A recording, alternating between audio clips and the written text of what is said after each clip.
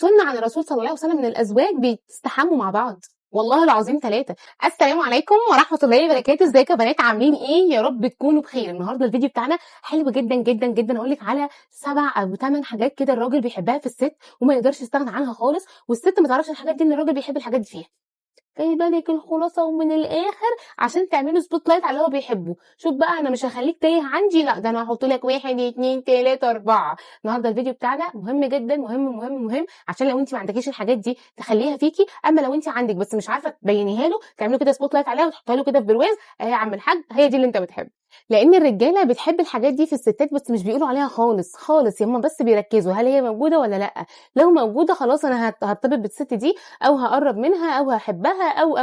اما لو مش موجوده ما بيقولوش عليها خالص وبيشوفوها في حته تانية. اول حاجه معانا خالص وهو الراجل بيحب الست اللي بتضحك، اللي ضحكتها طبيعيه، الست الفرفوشه، الست الحلوه، الست اللي بتحط فعلا بهجه في البيت، الست اللي بتحس ان هو خلاص اول ما دخل بيته في فاكهه في البيت، في نور في البيت، ان هو حابب يوصل للبيت عشان يشوفها. فدي نقطه مهمه جدا، دي اول نقطه لازم تكون فيكي. لازم تكوني ست فرفوشه، روحك حلوه، خفيفه الظل، على الاقل يبقى روحك حلوه، على الاقل تبقي بشوشه، على الاقل يبقى نفسك هادي. الحاجات دي كلها الراجل بيحبها جدا جدا جدا جدا في الست. طيب النقطه اللي بعد كده وهي انها تكون ست نظرتها حنونه، ست ان هي حنيتها غالبه عليها، تعرف تطبطب، تعرف تقول كلمه حلوه. لا قدر الله لا قدر الله حصل له حاجه في الشغل، ايه المشكله؟ كله تحت رجلك عادي ولا يهمك، امها تكمل تاني، انت قدها، اللي عمل دي يعمل غيرها. تمام؟ مثلا دي كلها حاجات بتبين على الحنيه، بتبين الحنيه في الست، بتبين الحنيه عند الراجل. الراجل بيحب الست الحنينه جدا جدا، الست اللي بتعرف تحتويه، الست اللي بتعرف تطبطب عليه،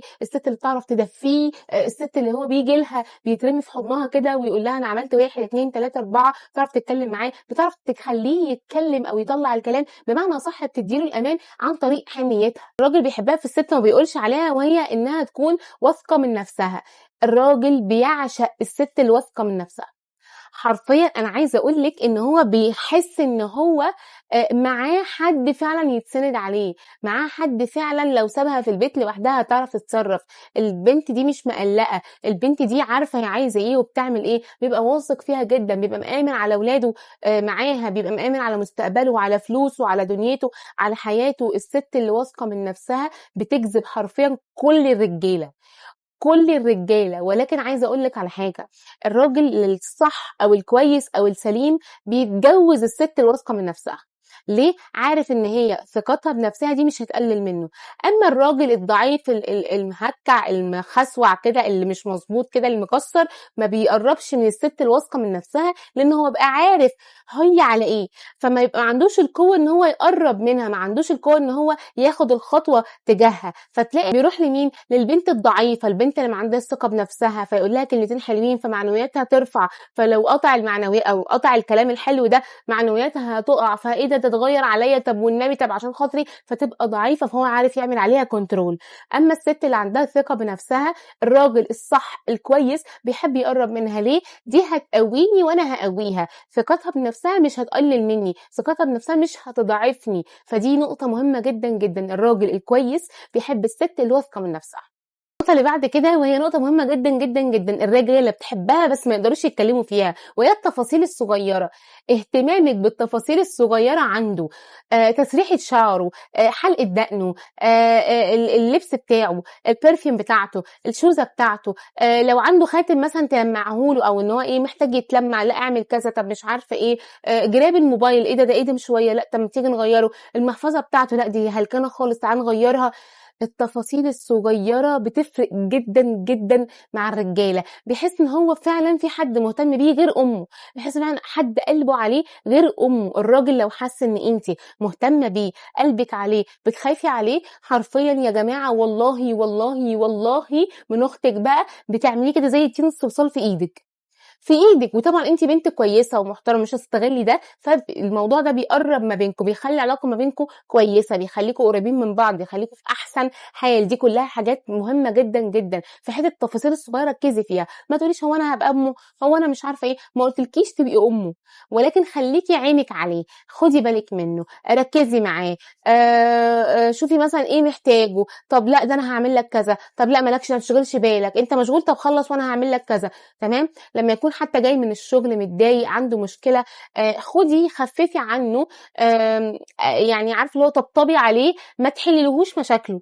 عشان الناس تقول لك انا مش عايزاه يبقى معتمد عليا انا في كل حاجه، لازم هو يشغل دماغه، هو ده صح وده طبيعي، ولكن اهم حاجه عندنا ان انت تحتويه وتاخديه ناحيتك. وانس ان انت خدتي الراجل ناحيتك، انسي بقى، نسي اهله ونسي امه ونسي اخته ونسي اصحابه ونسي شغله ونسي كل حاجه، ما هو خلاص مكتفي بيكي، هو خلاص انا هي دي اللي انا عايزاها، الدنيا قفلت عليها. تمام، دي كانت برضو نقطه. النقطه اللي بعد كده وهو انك انت تدلعيه بس بطريقه غير مباشره. يعني ايه يا دينا؟ يعني انت مثلا الراجل ده بيحب منك ريحه الفلوري شويه، يحب منك ريحه مثلا الريحه اللي هي بتبقى شجري مثلا شويه، فانت عارفه ان هو بيحب الريحه دي، وقت ما بيكون معاكي تقومي حاطه الريحه دي، بيفرق جدا معاه. دي عامله لي خاطر، ده مهتمه بيا عن طريقها، ده بتدلعني بالطريقه الفلانيه، ده بتهتم بيا بالطريقه الفلانيه. سيبك انت مثلا، طب الاكل، لو جوزك مثلا بيحب مثلا الطاجن الباميه، ومثلا انت بتحبي البطاطس، انت عايزه بطاطس وعايز باميه، فخلاص هيقول لك اعملي اللي انت عايزاه، فيتفاجئ ان انت عملتي له طاجن الباميه.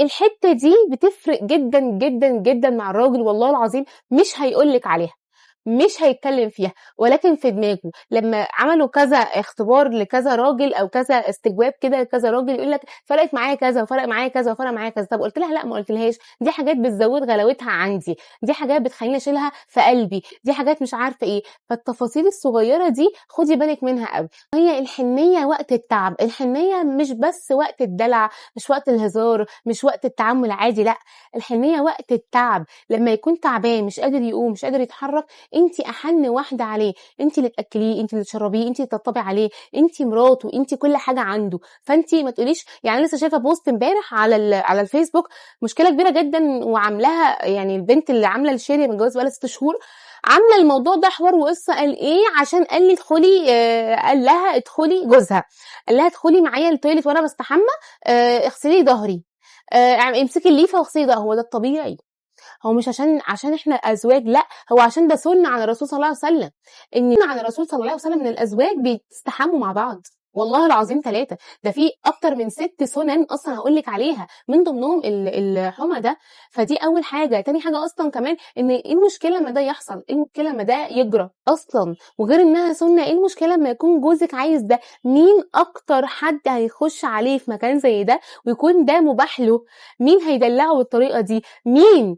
انا عايزه اقول لك ان الكومنتات كلها ما تخليه يمسكها يا فوزيه، ما تلاقي فيه يا فوزيه، مش عارفه ايه يا فوزيه، عارف اللي هو ايه الكومنتات كلها؟ ايه المشكله مع جوزك؟ كل حاجه مباحه، كل حاجه تنفع، كل حاجه اتبسطي، عفي نفسك على قد ما تقدري.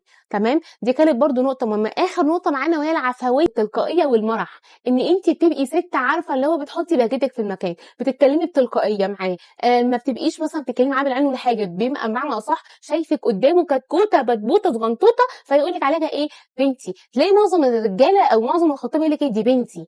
ليه؟ لانه بيشوف فيها البراءه، بيشوف فيها الحنيه، مع انها ممكن دماغها تكون بتوزن بلد، بس هو شاف فيها الكتكته، فخلاص شاف فيها الكتكته، هي عرفت توصله لده. دي حاجات مهمه جدا الرجاله ما بتتكلمش فيها، بس الصحفيه بيبقوا محتاجينها. بس كده حلوين، هو ده كان فيديو النهارده، رب يكون الفيديو عجبكم. الفيديوهات اللي جايه نار نار نار. في تحت في الكومنتات ايه اللي حسيتي ان ممكن يكون بيفرق مع الراجل، وكمان جاب معاه نتيجه، او انت مثلا ما قالكيش عليه، او حسيتي من طريقتك معاه ان ده بيفرق معاه. بس كده حلوين، ده كان فيديو النهارده، رب يكون الفيديو عجبكم. ولو عجبكم اوعوا تنسوني لايك وشير وسبسكرايب، واقول لكم استودعكم الله، والسلام عليكم ورحمه الله وبركاته.